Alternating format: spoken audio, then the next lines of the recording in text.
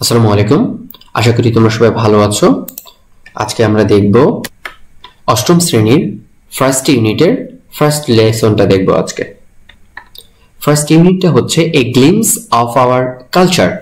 Glimpse অর্থ হচ্ছে এক ঝলক বা এক নজর, অফ আওয়ার কালচার মানে আমাদের সংস্কৃতির। এক ঝলকে বা এক পলকে আমাদের সংস্কৃতিটা দেখব এই ইউনিটে। ফার্স্ট লেসনটা আছে পিপলস মিউজিক। পিপলস মিউজিক মানে জনগণের সঙ্গীত। তো আমরা এই লেসনে দেখব জনগণের সঙ্গীত বা লোকসঙ্গীত। তোমরা আমাদের চ্যানেলটা অবশ্যই সাবস্ক্রাইব করবে এবং পাশে থাকা বেল আইকনটি প্রেস করে রাখবে। এতে নতুন ভিডিও আপলোড হলেই তোমার কাছে নোটিফিকেশন চলে যাবে। আচ্ছা, আমরা এখানে কিছু কিওয়ার্ড দেখি। প্রথমটা হচ্ছে পিপলস মিউজিক। পিপলস মিউজিক মানে হচ্ছে জনগণের সঙ্গীত বা লোকসঙ্গীত। ওরাল ট্রেডিশন, ওরাল মানে হচ্ছে মৌখিক, আর ট্রেডিশন মানে ঐতিহ্য, মানে মৌখিক ঐতিহ্য। সেলফ এক্সপ্রেশন মানে আত্মপ্রকাশ। ইনস্ট্রুমেন্টস মানে বাদ্যযন্ত্র, এবং মাইগ্রেশন মানে হচ্ছে অভিবাসন বা স্থানান্তর। কিওয়ার্ডস মানে আমরা জানি, কিওয়ার্ডস মানে মূল শব্দগুলো, মানে এই লেসনে যে মূল যে শব্দগুলো ব্যবহৃত হয়েছে সেগুলো এখানে একসাথে দেওয়া হয়েছে আর কি। এখানে একটা কাজ দেওয়া আছে, বলা হচ্ছে ওয়ার্ক ইন পেয়ার্স মানে জোড়ায় কাজগুলো করো। সেটা বলা, প্রথম প্রশ্নটা হচ্ছে what kinds of music do you hear in your daily life, আর they related to your family traditions or culture. বলা হচ্ছে তুমি প্রতিদিন কি ধরনের গান শোনো, সেগুলো কি তোমার পারিবারিক ঐতিহ্য বা সংস্কৃতির সাথে সম্পর্কযুক্ত।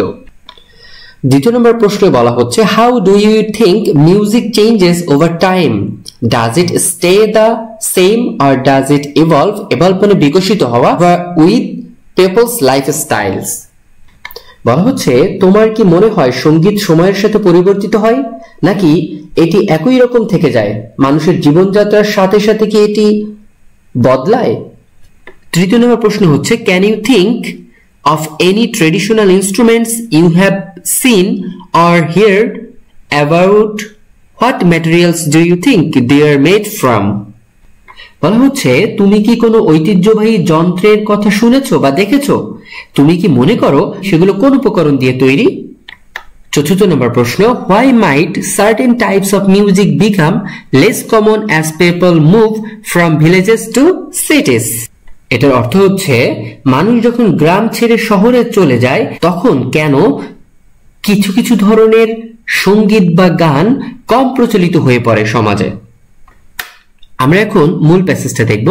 People's music also known as folk music consists of মানে গঠিত হয়, টিউনস মানে সুর, লিরিক্স মানে গানের কথা, and knowledge passed down orally মানে মৌখিকভাবে for generations।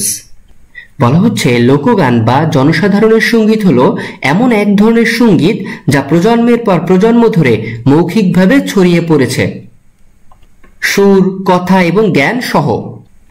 ওভার টাইম মানে সময়ের পরে সময়, দিস মিউজিক হ্যাজ এভলভড, এভলভ মানে বিকশিত হয়েছে, closely Tide with the way people leave. বলা হচ্ছে সময়ের সাথে এই গান পরিবর্তিত হয়েছে এবং মানুষের জীবনের সাথে ঘনিষ্ঠভাবে জড়িয়ে আছে।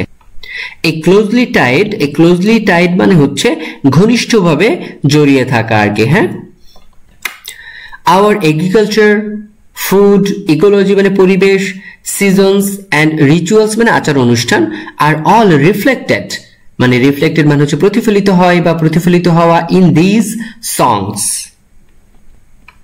বলা হচ্ছে আমাদের কৃষিকাজ, খাদ্যাভ্যাস, পরিবেশ, ঋতু এবং ধর্মীয় বা সামাজিক আচার অনুষ্ঠান সবকিছুরই প্রতিফলন দেখা যায় এই গানে। এই গান মানে কোন গান? এই যে ফক সং বা জনগণের যে গান, হ্যাঁ, বা লোকসঙ্গীত।